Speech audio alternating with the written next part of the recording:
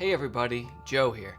Today we're going to be creating a classic Rembrandt-style portrait with 3 strobes and a hand-painted canvas from Kate Backdrop.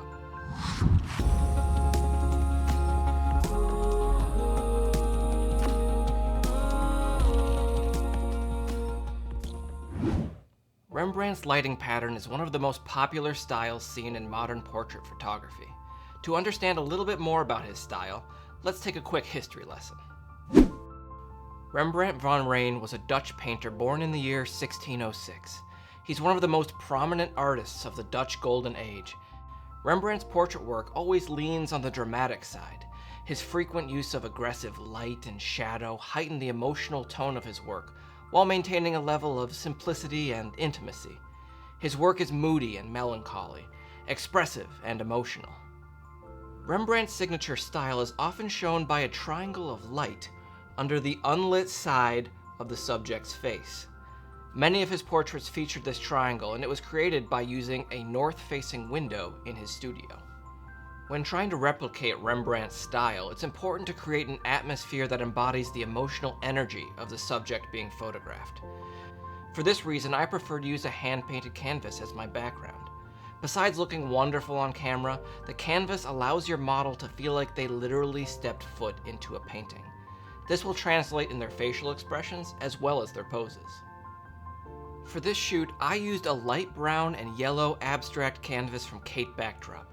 This particular backdrop is 5 feet by 7 feet, the perfect size for both close-up and full-body portraiture.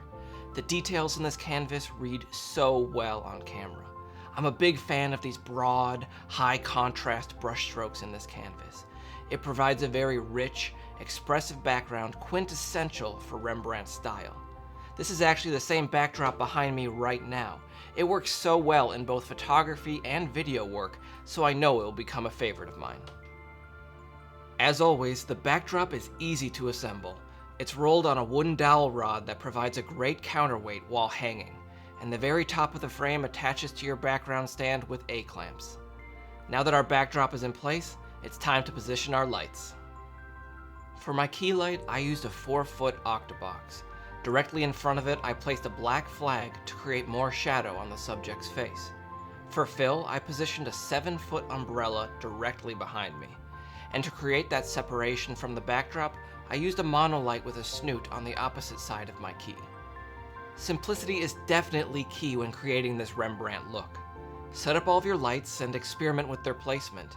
Your key light will be placed approximately 45 degrees and downwards towards your subject. This creates that signature Rembrandt triangle. My friend Dom was kind enough to sit in for this photo shoot. I told him to wear earthy, dark tones for his clothing just so he wouldn't stand out from the background.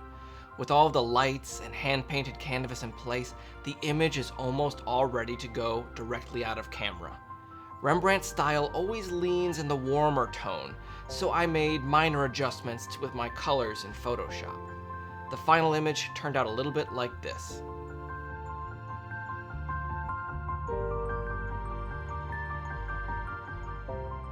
If you enjoyed this breakdown, please check out more of my work at joefunkphotography.com.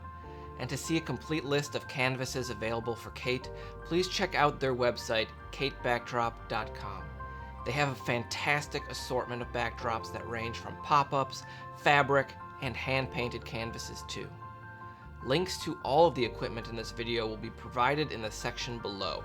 And if you like this video, please remember to give me a thumbs up and subscribe as well.